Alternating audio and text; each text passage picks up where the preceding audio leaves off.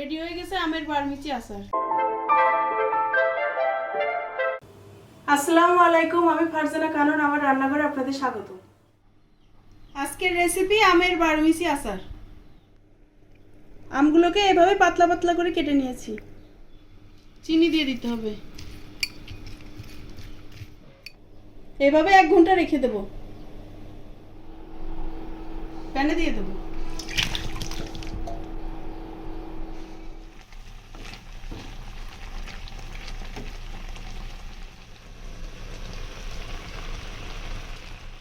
ভাজা পাঁচফোড়নের গুঁড়া,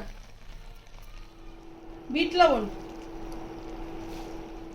chilli flakes,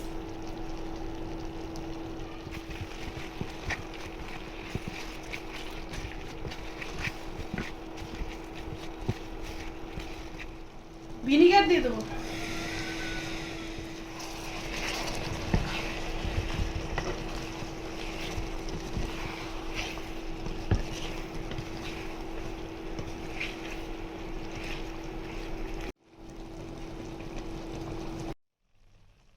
আচার হয়ে গেছে, নামিয়ে নেব।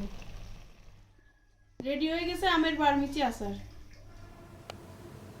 ভিডিওটিকে লাইক, কমেন্ট, শেয়ার, সাবস্ক্রাইব করে পাশে থাকবেন।